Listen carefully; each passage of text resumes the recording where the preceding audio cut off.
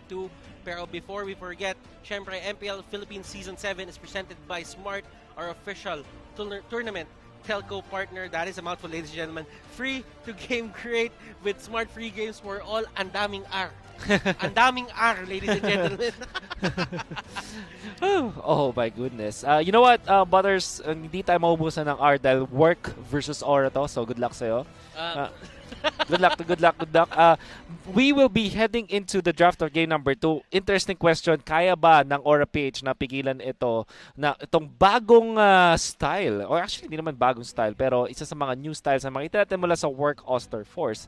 Ang tanong ay, ang sagot ay parang Delix. Kasi nga naman, ang ginawa na ng Aura PH ay binan na nila yung mga comfort picks ng Work Auster Force, tapos kumuha sila ng comfort picks nila, pero hindi nag-work. Baka na nga naman kasi hindi tama ang understanding or yung basa ng Aura PH sa Work Auster Force. Pero alam mo, bago tayo pumunta sa drafting, masasabi ko lang, kailangan nila isipin na hindi dapat maging linear yung kanilang mga draft. But right now, speaking of draft, who will make the smart choice? Brought to you by Smart, syempre. Etong drafting stage natin by the official tournament telco partner. And alam mo, ang napapansin ko lang naman talaga kasi is parang kailangan talagang isipin dito ng Aura na kailangan nila magdagdag ng flavor dun sa mga ginagawa nilang draft. Kasi considering na napaka-linear nung kanina eh. Yeah. As in, literally, ang gusto nilang gawin is i-hold yung members dito ng work into place, tapos yung Bane na yung bahala, yung si JP na yung bahala. Pero kasi kanina hindi pwede yun eh. Ang daming factors na kailangan tignan. Pwedeng pumasok si RTZ na napakaraming gamit, yung Kagura. Pwede silang pigilan ng isang Diggy. May Purify si Esmeralda. Ang daming factors na kailangan nila i-take into consideration bago sila mag-pull off ng mga ganung lineup. Parang ano yan eh. This is how I look at it, Butters. Pag nakita mo yung lineup ng kalaban at nakikita mo, ay, early game tong composition ng laban. Ay, meron tayong wave clear. Kaya nating i-defend yan. This is one of the most common na MOBA understandings ng mga players, at lalo na pag isang tournament game. Parang isipin mo, hindi, kaya naman yan kasi meron tayong wave clear. But then again, meron tayong nami-miss na partners na paano ba natin kakayanin papunta dun sa late game. Kasi yun yung nakita natin sa Aura PH. On paper, maganda yung kanilang depensa. Kitang-kita naman natin. Pero paano pag nagkamali na sila? Paano kung masyado ng aggressive? Paano kung mas mabilis pala mag-control yung kalaban mo than what you expected?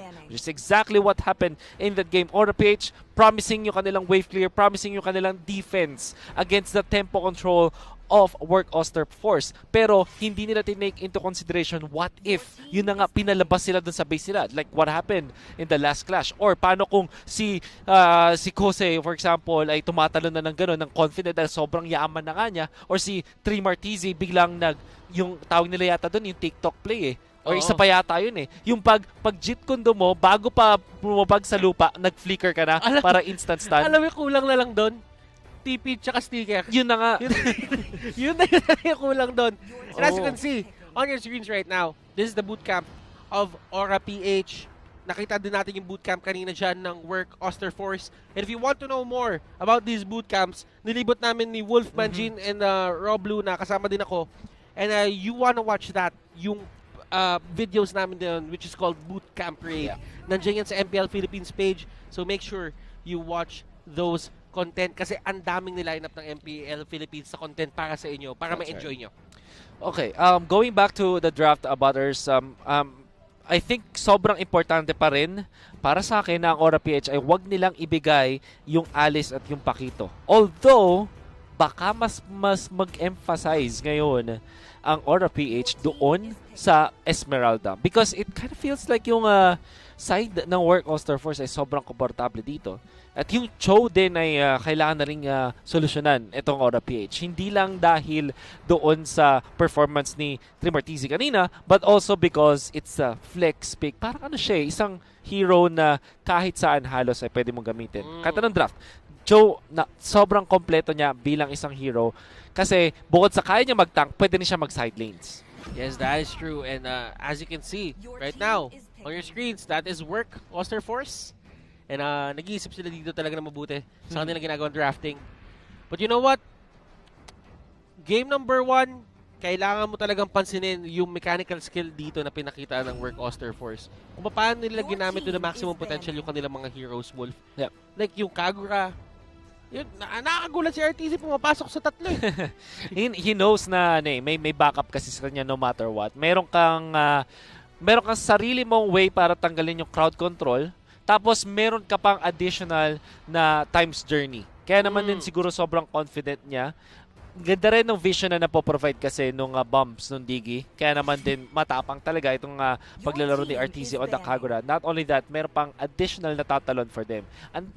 Puro talon yung heroes ng side ng Work Oster Force, which is great against heroes na mahilig mag-sit back and relax. Ano ba yung mga heroes na gano'n? Like Eve, like Bane, for example, di ba? Parang dun muna sila sa likod, tapos tsaka sila lalaban. Pero imagine this, merong isang Kagura, may Cho, meron din na Esmeralda. Talagang gap closers yan. Almost automatically, ang pupuntahan nila lagi is si Eve. And one of the things that Eve, sabihin na lang natin yung wala siya nung mga panahon na yon is going to be the Purify. Now, looking at it, maganda sana yung flicker. Pero kailangan pagka flicker kasi yung gamit mo, automatic palapit pa na yung kalaban. Dapat na telegraph mo na kung saan sila manggagaling para makapag-flicker out ka sa safety. Yun yung wala siya. Kasi ang ginagawa ni Trey Martizzi kanina, kung papasinin mo, Wolf, dito yung pumapasok yung sinasabi mong TikTok play. Yung TikTok Jeet Kundo. Yung nasa gitna pa lang, nasa gitna ka na ng pagkakas, tsaka ka mag-flicker. Isipin mo, wala kang time mag-react kapag ganun yung ginawa sa'yo. Sobrang instant niya. Isa pang TikTok play na nakita ko, Butters, by the way. Yung Jeet Kun, di ba, mag-stand ka. Tapos pag ginamit mo yung Wave the Dragon, flicker ka sa likod. Para yung, di ba, kunwari nakaharap ka dun sa hero. Pagka press mo nung ultimate mo, normally, di ba, syempre, patalikod nung target mo. Pero pag sinipa mo na, tapos nag-flicker ka, another TikTok yun. Nag-flicker ka ng sobrang instant, di ba nasa likod ka nung hero? So, mangyayari, sisipain niya, papunta dun sa base nyo. I don't know if imagine this, isang Cho, blue side ka na Cho, tas yung red side kalaban mo kung sino man yung hero na yon, pinress mo yung ultimate mo, Wave the Dragon, tas nag-flicker ka sa likod ng kalaban, papuntang blue side. Yung sipa mo, yun isang TikTok play din. Is this the same draft as... Oh, no. It's not, but... I think it is the same pattern as game number 1. It is the same pattern. Actually, nauna lang yung thumbs. Digi Cho agad para sa Work Oster Force. And sabihin na lang natin dito for the side of Work Oster Force, wala silang kailangan baguhin because automatically, pareho lang din yung mga picks na ginawa kanina ng Aura PH. This is so weird for me. Ang weird neto. Pero mukhang confident ang Aura PH and it doesn't matter so much. Kita mo naman, tumayo agad si our coach Arcadia at mukhang masaya si Benny Cutie. Ito yung mga masabi mong, okay lang. By the way, I wanna say, Butters, ang Aura PH during the off-season, nananalo sila sa mga series kahit pa natalo sila sa game number 1, tapos biglang dominant sila sa games number 2 and 3. Medyo version ng Bren Esports ng MPL Season 4 kung saan download game yung tawag sa kanila. At yun ang nakikita ko ngayon sa Aura PH. But this is off-season. Off-season games. Kasi nga naman, kakaiba mag-isip to si Arcadia. Ang galing nila mag-recover from losses. Yan ang masasabi kong isang napakagandang asset ng Aura PH. They are so good when it comes to recovering from losses. And yung pinaka-recent na nag-download game sa MPL regular season was probably Onyx. That is diba? also true. So, no MPL Season 6. So, MPL Season 6. So, ibig sabihin yan sa mga nakapanood na Season 4, okay lang. Kung di ka manonood ng Season 4, at nanood ka ng Season 6, okay lang din. May mga examples tayo. That's right. All seasons dito sa MPL, meron laging ganyan. Naalala ko pa, ginawa pa ng Archangel dati yan eh. And again, nung Season 3. Season 3, di ba? So, talagang, alam mo yon, these kinds of patterns or trends, nangyayari talaga siya all throughout the MPL seasons. Yeah. And kung papansinin mo, if your hunch is correct na talaga makakabawi sila dito dahil nag-download game lang sila ng game number 1, then Work Oster Force, kailangan nila dito na talagang mag-brace for impact. Ito na yung Aura PH na hinahanap nyo. Let's see. We'll finally see the draft as of now. At least yung game, si Greed lumilipad muna sa mapa. Siya naman yung nagkagura. There's a Grok para kay Raflesha. Si Chu going for a slower tempo ngayon. gamit ang kanilang Claude, pero nasa kanila pa nga rin ang Digi. Ipapasin mo dito, Grok with the high and dry Rafflesia dito, going for something unusual. Ito yung sinasabi natin, Wolf, yung creativity na Arcadia at yung consistency, textbook plays na ginagawa ni Dale. It's all falling into place.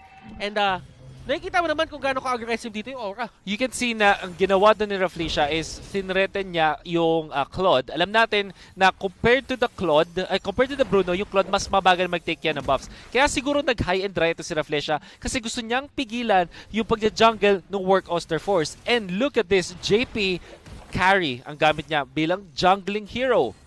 Retribution. Alam mo, dati nung sabihin natin M2 World Championships, ginagamit din to ng isang team doon, which is the Burmese Ghouls. And tinatawag nila tong Claude Killer. That's right. Kasi meron siyang wild charge na kayang pigilan yung Blazing Duet. Yeah. At kapag sa mga early stages of the game, nakahuli siya ng isang Power of Nature at ng isang wild charge, automatic, burado na ang isang Claude. Interestingly, Sprint instead of Flicker ang pinili dito ni Rafflesia para maging anti-Claude. But in a way, it also makes sense. Para din maganda yung person like this, pwede ka maging aggressive just to get out. Ang kaibahan nga lang sa mga normal na Claude Killer na Grox in the tank role ay nagpo-pull yourself together sila. With high and dry, medyo mas malambot ka. Pwede yan, Grox side lanes. Kapag nakakuha ka na ng Heptasis mo, go for tanky items at ang lakas mo from the side lanes at isa kang tunay na Claude Killer. But that was January pa, Butters. January pa natin huling nakita yon. It might not work this time. Sobrang iffy para sa akin ng choice nito para sa RPH. Then again, ang gusto naman nilang gawin ay mag-hyper farm gamit ang carry na naka-retribution. Now, this is very interesting. Doon sa nakita natin sa draft na una, it's not going to be a show. It's obviously a lapu-lapu for 3 Martizi dito.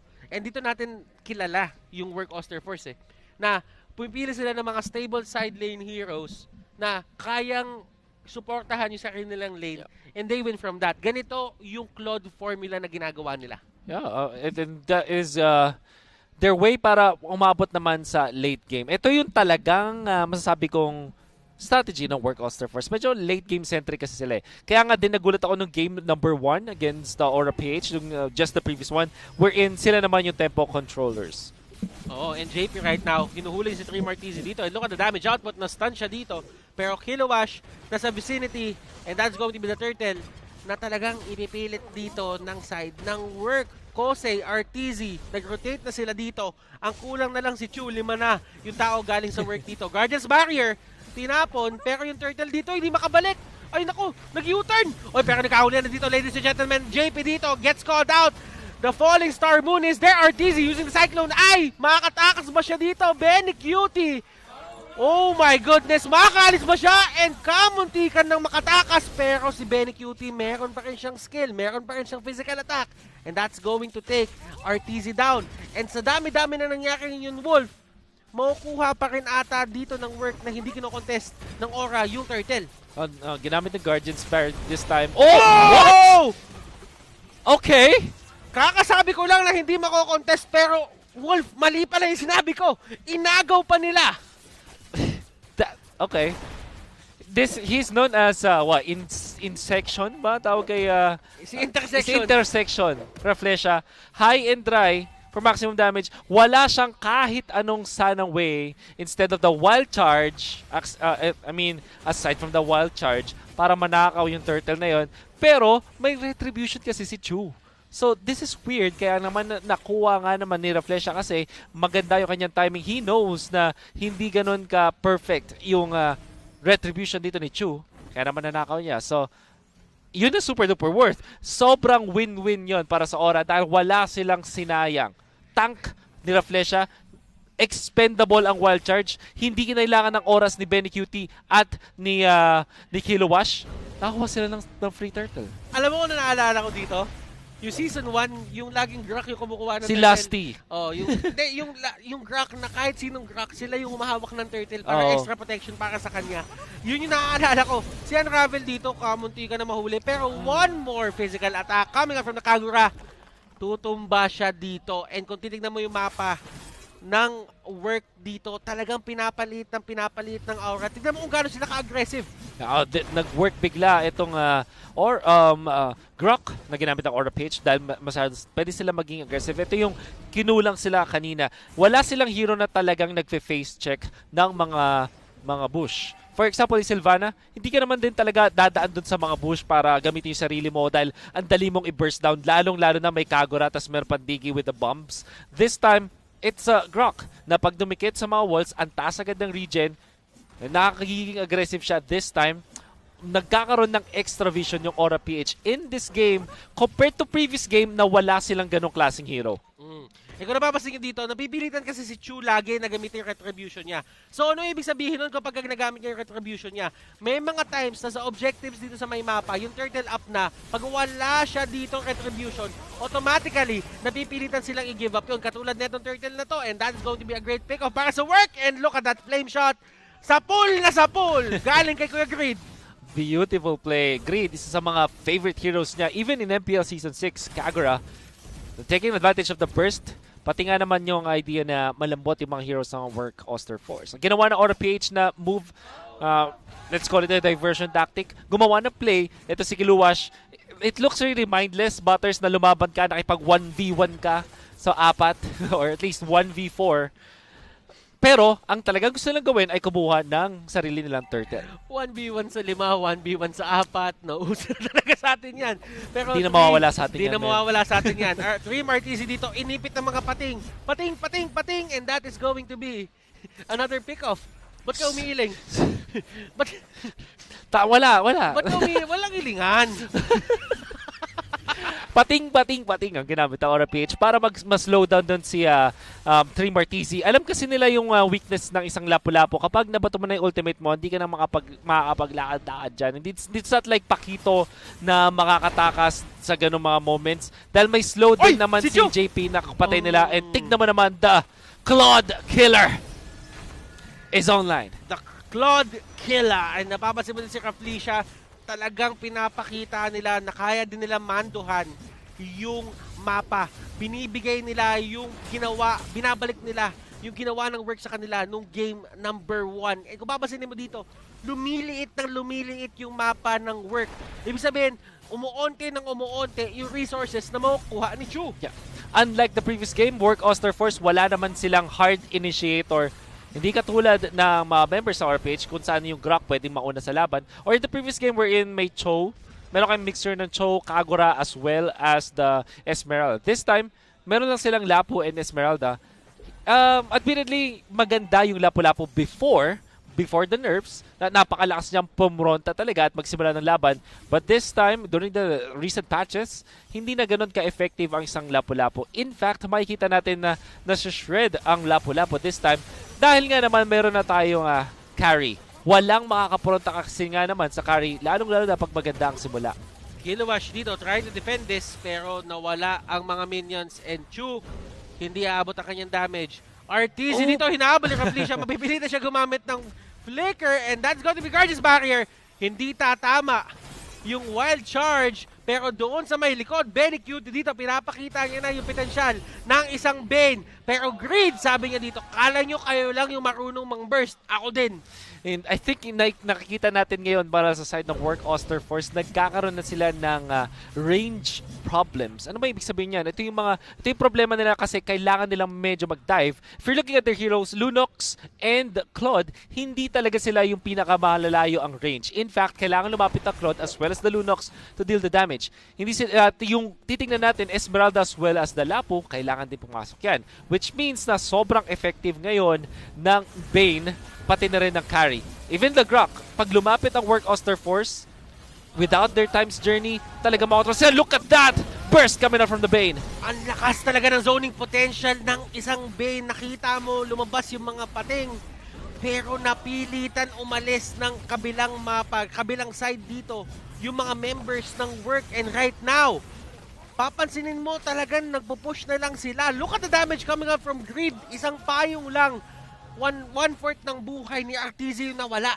This is the problem when your Work Auster Force, yung sustain mo ay hindi talaga hard sustain. Hindi siya tulad ng mga heroes na katulad ng Grok, Tigreal, yung mga innately tanky talaga. If you're looking at Esmeralda, Lunox, and Lapu-Lapu as well as the Claude, kailangan nilang mag-skill muna para kumunat. Alam mo yun, may kailangan nilang ng shields or kailangan nilang mang-micro ng kalaban. Like Lunox, kailangan mag-lifesteal or mag-pop ng ultimate. Pag binigla na sila ng isang Bane na nag-flicker ulti, doon na sila mayayari. Mapasin mo dito, napaka-unusual din ang ginawa ni JP dito. He goes straight for the Windtalker first. And that will give JP the extra, sabihin na ng damage output na kakailanganin niya into the early game or into the mid-game skirmishes. Ngayon, mag-focus na siya into building an endless battle. At dito, si JP, nakikita na natin, talagang kontrolado niya na yung mapa. Kontrolado niya din yung gubat nung kabila. So, ibig sabihin dito, endless flow of gold para sa side ng Aura PH. Hindi lang yan, pati na rin yung mga crucial na objectives. Dominance Ice ang nakuha ngayon ng ating Digi.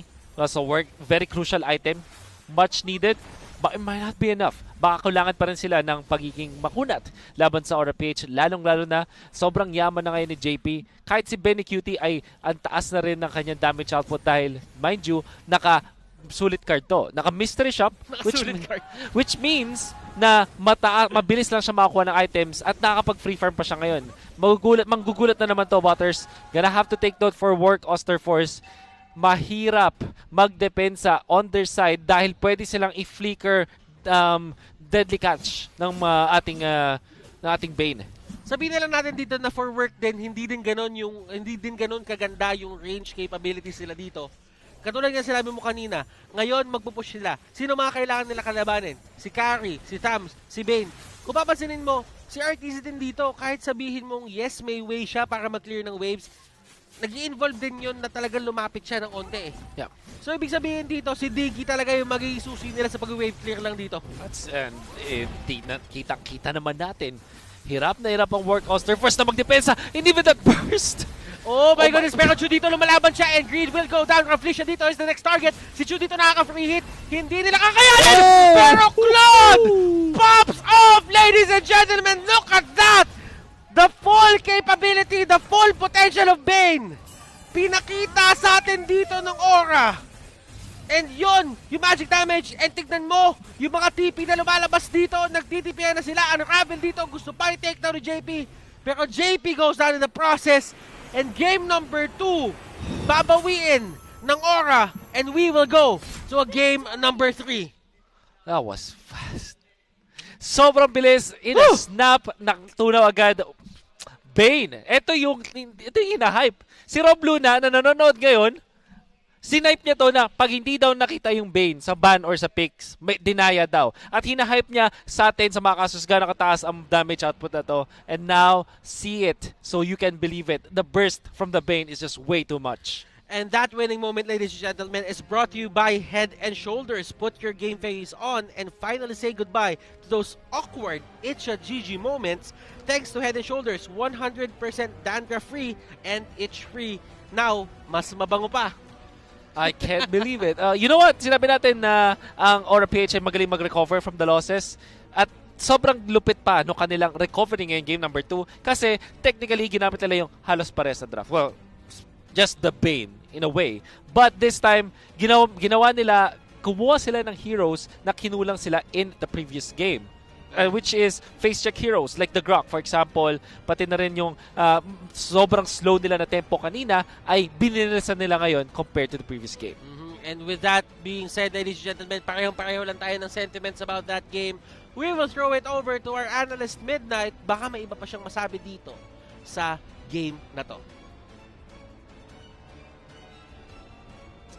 You know what? The difference is game number 2, Aura PH didn't really care about team fight, didn't really care about skills. They just took damage, and that was what sealed the game here for Aura PH and forcing out game 3 against Work Auster Force. Welcome back to the Analyst Desk. My name is Midnight, and dito pag-usapan natin kung ano ba yung naging adjustments dito ng Aura PH, kung bakit nailabas nila yung Game 3 out of this series. Now, I have to talk about the Grok pick of Raflesia. No? Hindi natin nakita yung draft, pero most likely it was a telegraph pick by Aura PH. They saw the Lunox, they saw the Diggy, and ang solution lang dito is, okay, wag tayong gumamit ng mga heroes na dependent sa skills and lockdowns. Let's just use, sabi nga ng cases natin, no, yung mga face check heroes. Now we're gonna look at the stats here, brought to us by Smart, the official tournament telco partner of MPL. Feel free to game grade with Smart free games for all. And makikita nyo rito yung mga scores ng ating players. 11 kills for Aura and 5 for Work Auster Force. It was a really fast game, no? And it was because of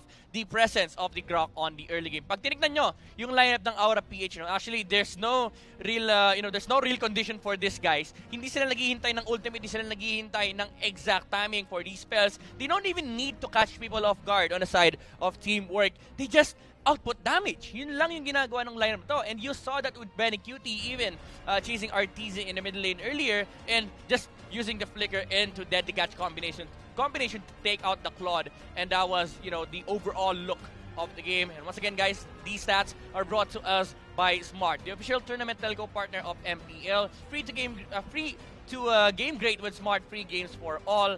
And nakita nyo naman kanina, no? Actually, makikita nyo ulit sa highlights kung paano ba kwinasak ng Aura PH yung early game ng Work Auster Force. It was basically just Rafflesia moving around. Now, we're gonna move on to the highlights of the series, game, brought to us by Master. Bring your clay game with Master, sikreto ng mga gwapo. Ito makikita natin yung sikreto ni Rafflesia, no? Yung poging-poging, gwapong-gwapong Grok natin. But first, si Benny Cutie on the early game, makita natin yung presence ni Bane on these skirmishes. Again, hindi sila naghihintay ng mga skills. They just spam them to dish out the damage. And Aura PH, they know na they're just waiting for the items here of JP on the carry. And honestly, they could have picked other marksmen here, no? The YSS, even the Clint, the Granger. It could have worked because the whole idea of the draft of Aura PH just destroys what Work Auster Force has. Having the Diggy and the Lunox, these guys wait for opportunities. They bait out skills on the enemy side. But look at Aura PH. Every time they see a hero, they just go. They just commit. Unravel being damaged by the flame shot with a slow, 4 steals the time's journey, and of course, hahabulin lang yan ng Aura PH, easily securing kills after kills, after kills, after kills. 6-2 ang ating kill score pagdating ng 8 minutes 40 seconds in, and they just pushed in. After the Lord, napakaganda ng opportunity para isang nakagad yung game. Makikita natin dito yung napakagandang deadly catch ni Benny Cutie, and it was an easy victory here for Aura PH, securing game number 2 against Work Auster Force. And once again, the game here, the idea here of Aura PH is just to dish out damage. Hindi natin wag na tayong wag na tayong magpabadri pa kay Diggy and kay Lunox. Wag na natin hintayin yung mga skills natin. Let's just use Grok and get vision, propel ourselves to victory, and get that game number 3. Ngayon, ang MVP ay kokoranahan natin dito sa ating game. Kanina nakita natin yung mga amazing performance ng mga players natin, and this time around, we will have Benny Cutie for the MVP. Brought to you by Smart, the official tournament telco partner of the MPL. Break through your own limits, rise above, and be free to game grade with free games for all. He did break through his own limits. Sabi niya kay Coach Arcade, kay Coach Dale, Coach, lang pakialam, kahit pangit game 1 ko, Bane pa rin tayo game 2. KDF 305, and look at the damage dealt here, 37,035. Kung iisipin nyo na medyo maliit yan, 37,000, that was a game under 15 minutes. So napakataas niyan for a Bane. And it was just the easy game here for Benny Cutie and the gang. Started from the early game, snowballed towards the late game, and deadly catch, and they caught off guard Work Auster Force to force out game